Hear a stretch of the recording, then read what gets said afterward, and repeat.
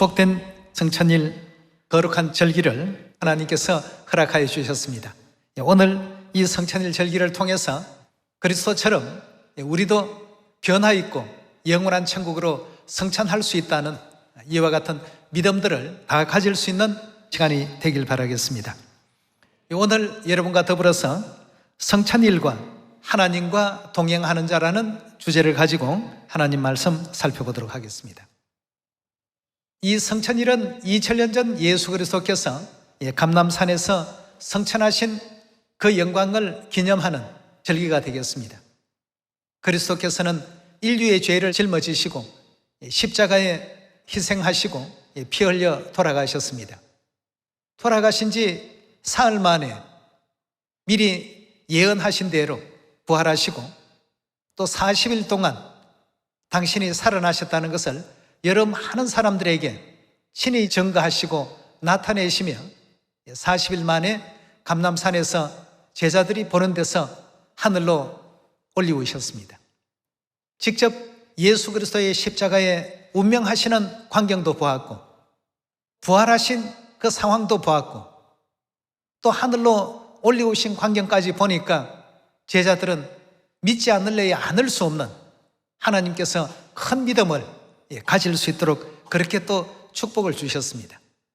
그래서 이 복음이 사마리아 땅끝까지 폭발적으로 전파될 수 있는 이런 모든 가르침을 그 생애 속에서 친히 보여주셨기 때문에 예수님은 진정한 이 땅에 오신 참 하나님이시다. 누구든지 예수님을 믿지 아니하고는 구원받을 수 있는 길이 없다. 이 사실을 초대교회 성도들은 자신 있게 죽기까지 이 복음을 다 이렇게 증거하고 또 많은 사람들로 하여금 믿게끔 해서 회개 그 구원 운동이 참으로 대대적으로 일어났던 그 역사가 있었습니다. 우리 역시도 신령한 몸으로 변화를 입고 하늘아버지, 하늘어머니 모시고 세세토록 영생복락에 나아갈 수 있다라는 이와 같은 그 가르침이 허구가 아닌 사실이라는 이 사실을 깨닫게끔 해준 절기가 바로 이 성찬일이라고 볼 수 있겠습니다. 그래서 성찬의 그 영광에 참여한 자들을 보면 항상 이 땅에 살 때에도 하나님께 영광을 많이 돌리고 기쁨을 돌리고 어찌하면 하나님께서 기뻐하시는 그런 어떤 올바른 믿음의 길을 걸어갈까 하는 것을 날마다 또 생각하면서 하나님과 더불어 기쁘게 동행했던 그러한 역사들을 우리 성경 가운데서 많이 또 찾아볼 수 있습니다. 오늘 그러한 광경들을 성경에서 한번 확인해 보시고 성찬의 영광에 참여할 수 있는 우리 시온 가족들이 되시기를 부탁드리겠습니다. 누가복음 24장 37절의 말씀 함께 보시겠습니다.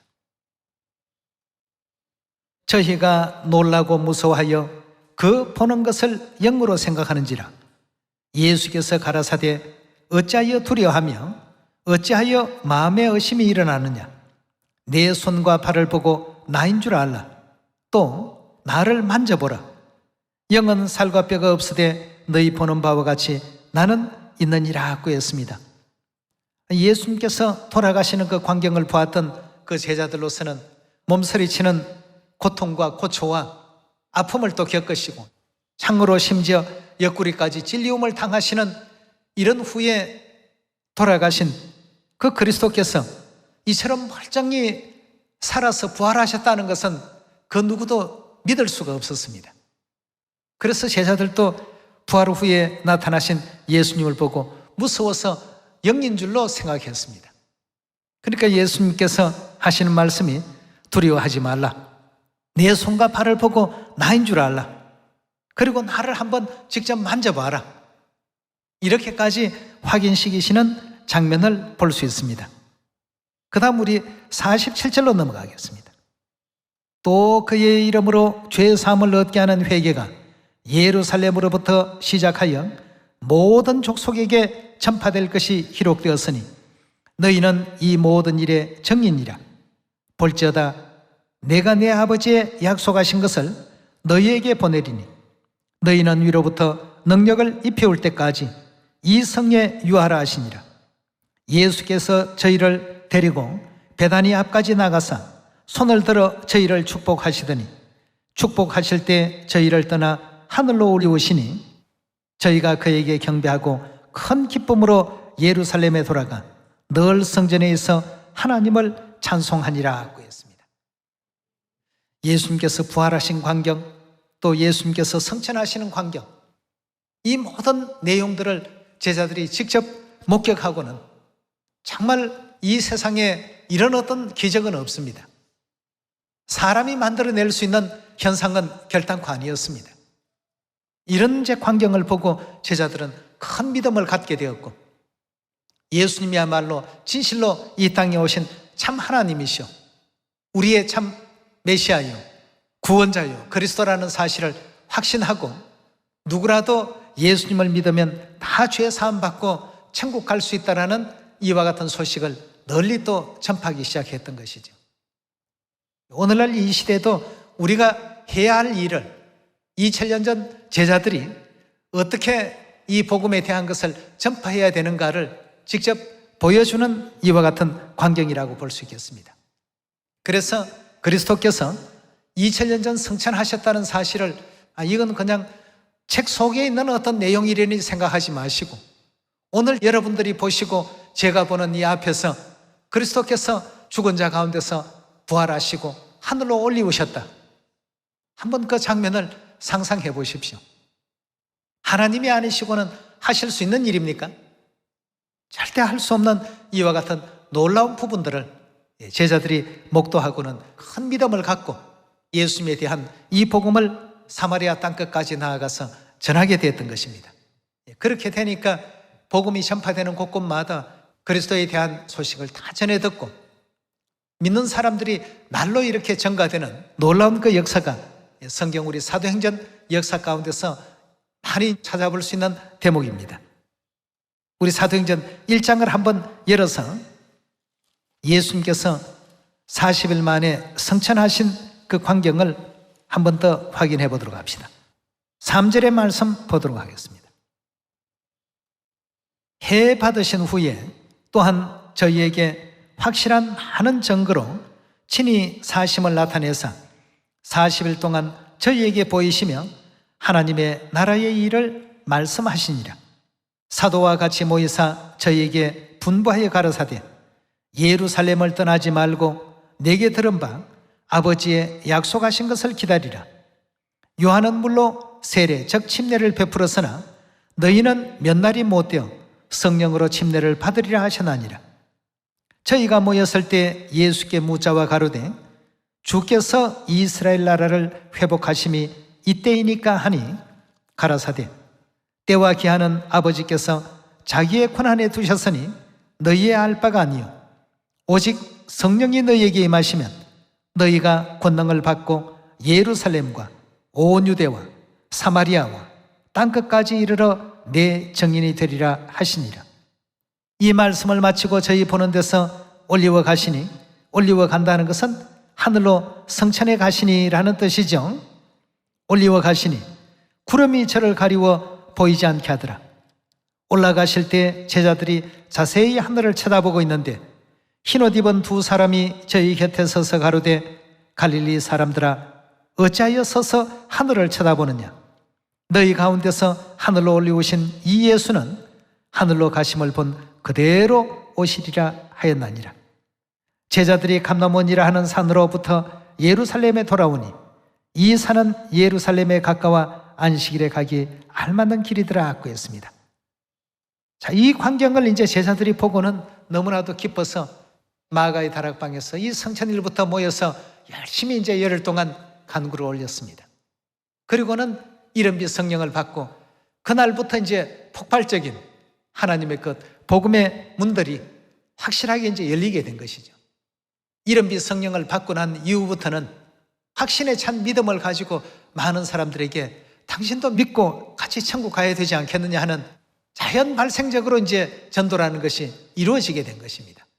전도가 어떤 규격이 있고 모양을 갖추고 제도를 만들고 이런 것이 아니라 그리스도께서 행하신 모든 그 행적들을 직접 보았기 때문에 누구든지 예수 그리스도를 믿게 된다면 그리스도처럼 변화와 부활을 통해서 영원한 천국에 갈 수 있다는 이 사실을 많은 사람들에게 전파하기 시작했던 것입니다.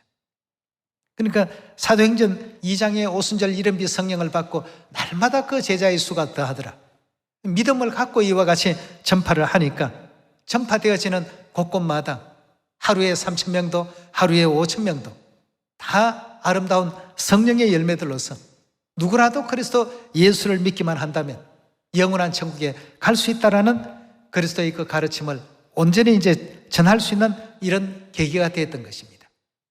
그렇다면 우리가 이 성천이라는 내용을 통해서 다 한번 생각해 봐야 될 부분이 있습니다. 예수님 외에 하늘로 성천하신 이가 있죠. 에녹이 있고 또 엘리야가 있습니다. 에녹이라는 이 사람은 어떻게 하다가 이와 같이 성천하게 되었는지 우리 히브리서 11장을 한번 열어보도록 합시다. 11장 5절의 말씀 보시면 믿음으로 에녹은 죽음을 보지 않고 옮기웠으니 하나님이 저를 옮기심으로 다시 보이지 아니하니라. 저는 옮기우기 전에 하나님을 기쁘시게 하는 자라 하는 증거를 받았느니라 하고 했습니다. 자, 여기 에녹이 어떤 입장에 있다가 하늘로 성천했다고요? 옮기우기 전에 하나님을 기쁘시게 하는 자라는 이와 같은 증거를 받았더라 하고 했습니다. 그의 생애를 보면 항상 하나님께 기쁨을 드리고 영광을 돌렸던 그런 존재 아니었겠습니까? 우리도 성천할 수 있다라는 이 사실만 아는 것이 중요한 것이 아니라 성천의 그 판결에 참여할 수 있는 그런 위치에 설 수 있는 여러분과 제가 되어야 되겠습니다. 어떤 때 이것이 가능합니까? 하나님을 기쁘시게 하는 신앙의 길을 걸어가야 되겠습니다. 우리의 삶이 인생이 너무나도 짧습니다. 짧디 짧은 이 인생의 그 시간을 하나님께서 허락하시면서 그 짧은 시간이지만 하나님께 기쁨과 영광을 많이 돌릴 수 있는 이러한 하늘 자녀들이 되기를 하나님께서 또 바라셨습니다. 자, 그 가운데 이제 한 사람이 바로 또 노아라는 인물인데요. 우리 창세기 6장 9절의 말씀 보도록 합니다. 노아의 사적은 이러하니라. 노아는 의인이요 당세 완전한 자라. 그가 하나님과 무엇했다고요? 하나님과 항상 동행했다 하는 것은 같이 행동했다는 뜻 아니겠습니까? 항상 모든 일에 함께 행했다는 뜻이 되겠습니다. 노아 시대 때에도 이 땅에 강포가 심하고 모든 사람들이 악하고 음란한 이와 같은 것 상태 속에 있었기 때문에 하나님께서 물러서 이 세상을 심판하셨던 때였습니다. 그러나 노아만큼은 어땠습니까? 항상 하나님과 동행하면서 하나님을 기쁘시게 하는 이와 같은 생활을 살았습니다. 그래서 하나님께서 노아에 대해서 표현하시기를 노아는 의인이요 당세 완전한 자라 하고 이렇게 했습니다. 하나님을 기쁘시게 하는 자요, 하나님 보시기에 의인이요 하나님을 기쁘시게 하는 가운데 항상 동행했습니다. 하나님을 떠나지 아니하고 동행해서 결국 그 가족과 더불어서 물심판 가운데서도 구원받았던 그러한 역사가 있었지 않습니까? 엘리야의 역사를 열왕기하 2장에서 한번 바라보도록 합시다. 2장 1절의 말씀 보시면 여호와께서 회리바람으로 엘리야를 하늘로 올리고자 하실 때에 엘리야가 엘리사로 더불어 길갈에 나갔더라 하고 했습니다. 그 다음 9절의 말씀 계속 한번 살펴보도록 하겠습니다. 건너매 엘리야가 엘리사에게 이르되 나를 내게서 취하기 전에 너가 내게 어떻게 할 것을 구하라. 엘리사가 가로되 당신의 영감이 갑절이나 내게 있기를 구하나이다. 가로되 내가 어려운 일을 구하는도다. 그러나 나를 내게서 취하시는 것을 내가 보면 그 일이 내게 이루려니와 그렇지 않으면 이루지 아니하리라 하고 두 사람이 행하며 말하더니 호련히 풀수레와 불말들이 두 사람을 격하고 엘리야가 회리바람을 타고 어떻게 했습니까? 성천하더라 하고 했습니다. 이 광경은 엘리야가 회리바람을 타고 하늘로 성천한 그 광경이 되겠습니다. 이 엘리야의 삶 속에도 항상 하나님께서 함께 하시고 엘리야가 거짓 선지자 850인과 더불어서 대결을 벌이는 그 장면도 있었지 않습니까? 결국 승리해서 거짓 선지자들을 다 멸절시키는 이런 역사가 또 성경 가운데 있습니다. 하나님을 항상 기쁘시게 하는 이런 삶 속에 있었습니다. 그 당시에 아합과 이세벨은 바알신을 숭배하고 우상을 숭배하는 입장에 있었습니다. 엘리야는 항상 그 문제에 대해서 당신들이 하는 것이 잘못되었다, 바로 고쳐야 된다, 이렇게 종용하면서 아합 왕과 왕비였던 이세벨에 대해서 항상 그들의 그 잘못을 지적을 해왔습니다. 오늘날 이 시대에도 우리가 하나님을 기쁘시게 하는 가운데 하나님과 동행할 때 엘리야처럼 성천할 수도 있고 에녹과 같이 하늘로 옮기우는 영광의 반열에 참여할 수 있다는 것을 성경은 우리에게 알려주고 있습니다. 오늘날 이 시대에도 하나님을 기쁘시게 하는 가운데 항상 하나님 모시고 동행하는 우리의 삶이 되어야 되겠습니다. 엘리야의 그 삶 속에도 항상 하나님과 더불어 동행했고 에녹의 그 삶 속에도 하나님과 동행하면서 하나님을 기쁘시게 하는 이와 같은 삶을 살았다는 것이 성경의 가르침 가운데 등장하고 있습니다. 말라기 3장을 한번 열어보도록 합시다. 오늘날 우리 시대에 하나님과 동행할 수 있는 그 방향과 그 비결을 하나님께서 일깨워 주신 장면이 기록되어 있습니다. 3장 7절의 말씀 봅니다. 만군의 여호와가 이르노라 너희 열조의 날로부터 너희가 나의 규례를 떠나 지키지 아니하였도다 하고 했습니다. 하나님의 규례를 떠나서 지키지 아니하는 이와 같은 행위는 다니엘서 9장의 말씀을 보면 반역이라고 이렇게 표현되어 있습니다. 하나님의 규례를 지키지 않는 일들을 영적인 상황에서 바라보게 되면 반역이다. 다시 말해서 왕이 어명을 발했는데 그 어명을 전부 지키지 아니하고 전부 거부해버리고 이렇게 한다면 그 사람은 곧 반역자의 위치에 섭니다.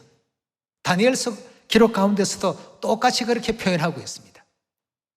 하나님의 율례와 규례와 법도를 떠나서 반역했습니다라고 이렇게 표현이 분명하게 또 나오고 있습니다.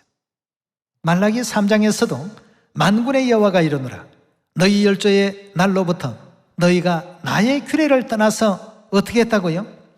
지키지 않더라 하고 했습니다. 하나님께서 절대 기뻐하지 아니하셨습니다. 규례를 떠나 지키지 아니하였도다. 그런즉 내게로 돌아오라. 내게로 돌아오라는 것은 하나님의 규례와 율례와 법도를 잘 지키라는 뜻 아니겠습니까? 내게로 돌아오라.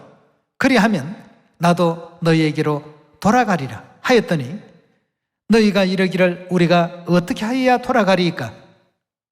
어떻게 해야 돌아갈 수 있겠습니까? 어떻게 해야 하나님을 기쁘시게 해드리고 하나님과 동행할 수 있겠습니까? 동행하는 방법을 알려주십시오. 하나님께 또 기쁨을 드리고 영광을 돌릴 수 있는 그 길을 우리에게 알려주십시오. 이런 뜻에서 지금 성경 말라기 3장에서는 이 문제를 언급하고 있습니다. 8절입니다. 사람이 어찌 하나님의 것을 도적질하겠느냐? 그러나 너희는 나의 것을 도적질하고도 말하기를 우리가 어떻게 주의 것을 도적질하였나이까 하도다. 이는 곧 11조와 헌물이라. 너희 온 나라가 나의 것을 도적질함으로 너희가 뭘 받았다고요?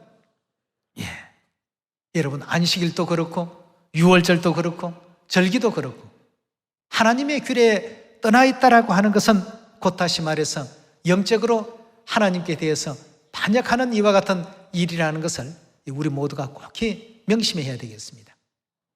하나님은 우리가 이 세상의 제도를 통해서 이해하자면 만왕의 왕이십니다. 그렇지 않습니까? 왕명을 거절한다는 것은 곧 반역입니다. 오늘 이 성천일 절기도 세상은 오늘 이 날이 그저 평범한 평일입니다. 하늘 백성들에게는요 아주 중요한 하나님의 절기 아니겠습니까? 이것으로 하나님께서는 하나님의 자녀와 하나님의 자녀가 아닌 자들을 구분하시고 나누시고 가려놓습니다.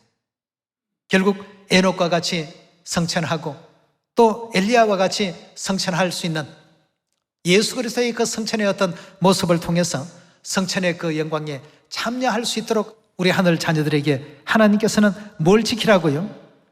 내 규례를 지키라. 그리고 내게로 돌아오라.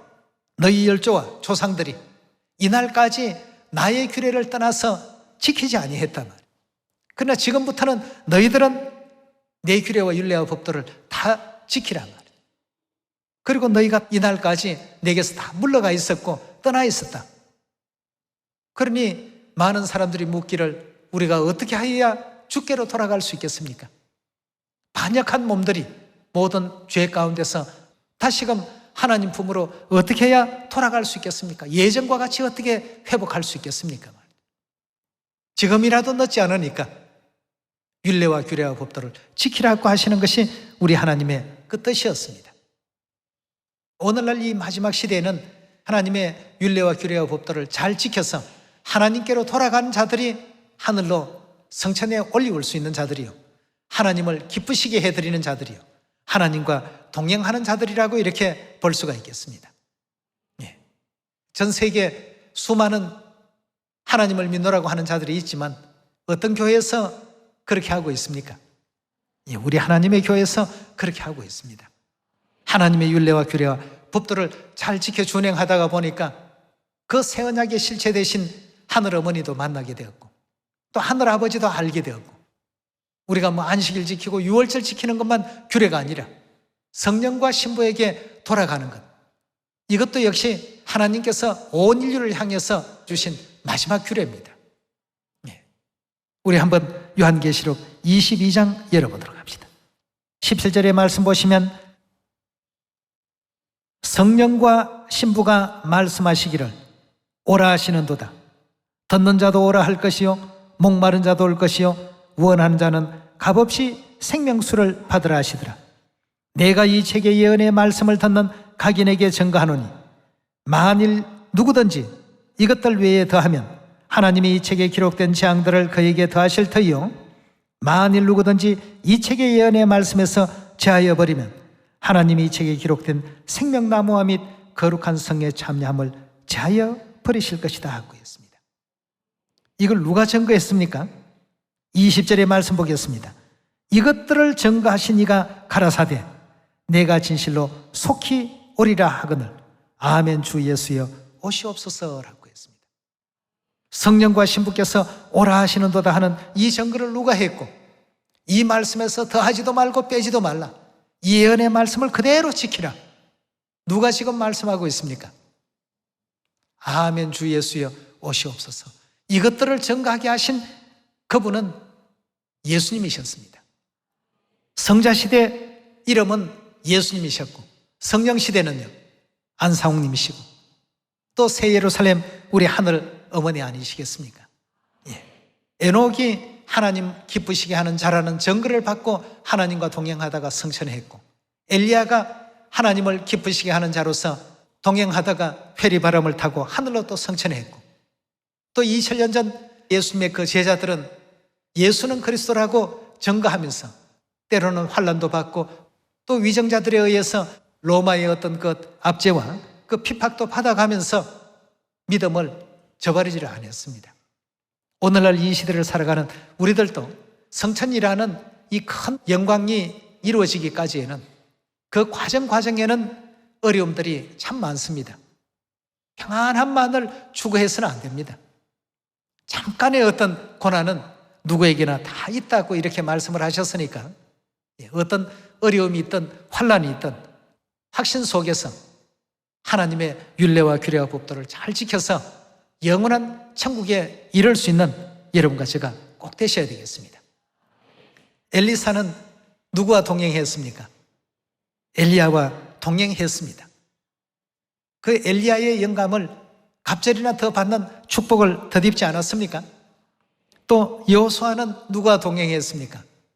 모세와 동행했습니다. 그래서 결국 가나안 모든 것 족속들을 다 물리치고 하나님께서 허락하신 젖과 꿀이 흐르는 가나안 땅을 받았습니다. 베드로는 누구와 동행했습니까? 예수님과 동행했습니다. 다들 보면 전부 기쁘시게 하는 가운데 동행한 자들입니다. 엘리사는 엘리야가 볼 때 항상 참 기뻐할 수 있는 이런 어떤 위치에 있었고, 여호수아는 하나님께서 그 후임으로 임명할 만큼 충성스럽게 믿음의 그 길을 또 걸어갔습니다. 베드로 역시 예수님께서 보시기에 정말 참 든든했고 듬직했습니다. 내가 내 교회를 그 반석 위에 세우겠다라고 하실 만큼 예수님의 그 신임이 두터우셨습니다. 베드로도 예수님을 따라다니면서 항상 기쁘게 했죠. 때로는 표현이 좀 과하다가 보니까 아이고 주여, 절대 제 발을 못 씻깁니다. 제가 주님 발을 씻겨드려야지 주님께서 이 참 못난 죄인의 발을 씻기십니까? 그건 절대 못할 일입니다. 그럼 너와 나는 아무 상관없는 관계가 된다. 아이고 그렇습니까? 그러면 머리부터 발끝까지 다 씻어 주십시오. 예수님과 늘 항상 동행하는 자가 되게 해 주십시오 말이죠. 베드로는 예수님과 동행하다가 결국 영원한 천국 구원에 나아갈 수 있는 축복을 또 받지 않습니까? 그럼 이 시대 우리는 과연 누구와 동행하며 또 누구를 기쁘시게 해드리는 가운데 영원한 천국으로 성천의 영광에 또 참여할 수 있게 될까요? 방금 우리가 읽어봤던 요한계시록 22장 17절의 그 장면을 보니까 누가 우리를 부르시고 오라고 하십니까? 성령과 신부께서 오라고 부르셨습니다. 자, 에덴 동산에서는 선악과 따먹지 말라는 것이 하나님께서 주신 계명이었듯이 성령과 신부께서 오라고 하시는 것도 계명입니다. 따먹지 말라는 것도 계명이고 오라고 하시는 것도 계명인데 가지 않으면 안 되겠죠. 성령과 신부를 찾아야 되겠고, 알았으면 기쁘게 동행할 수 있는 여러분과 제가 꼭 되셔야 되겠습니다. 그렇게 될 때 우리에게 약속되어진 것이 하늘로서의 성천입니다. 그리스도 안에서 죽은 자들이 부활하고 살아있는 너희는 변화를 받아서 공중에서 주를 영접하리라. 공중에서 영접한다는 것은 결국 성천을 의미하는 것 아니겠습니까? 우리 그 장면만 하나 더 찾아봅시다. 데살로니가전서 4장 14절의 말씀 함께 보겠습니다. 우리가 예수에 죽었다가 다시 사심을 믿을진대 이와 같이 예수 안에서 자는 자들도 하나님이 저희와 함께 데리고 오시리라. 우리가 주의 말씀으로 너희에게 이것을 말하노니 주 강림하실 때까지 우리 살아남아 있는 자도 자는 자보다 결단코 앞서지 못하리라. 주께서 호령과 천사장의 소리와 하나님의 나팔로 친히 하늘로 쫓아 강림하시리니 그리스도 안에서 죽은 자들이 먼저 일어나고 그 후에 우리 살아남은 자도 저희와 함께 구름 속으로 어떻게 한다고 했습니까? 끌어올려 공중에서 주를 영접하게 하시리니 그리하여 우리가 항상 주와 함께 있으리라. 그러므로 이 여름말로 서로 위로하라고 했습니다. 여러분, 성부시대는 여호와 하나님과 동행하는 자들이 성천의 영광을 누렸고, 성자시대는 예수 그리스도와 동행하는 자들에게 성천의 어떤 영광을 주었다면, 이 성령시대는 누구와 동행하는 우리가 되어야 되겠습니까? 성령과 신부와 함께 동행하는 이런 가운데 하나님께 기쁨을 드리고 영원한 천국의 영광을 다 얻을 수 있는 여러분과 제가 꼭 되길 바라겠습니다. 여러분, 성령과 신부께서 온 인류를 부르시는 시대가 되었습니다. 오늘날 이 시대 우리는 아버지께서 친히 본보해 주시고 알려주신 바처럼 나는 누구를 따르는 동행을 하겠다고요? 어머니를 따르겠다는 이 동행의 이 자리에 모든 10월의 자녀들이 있습니다.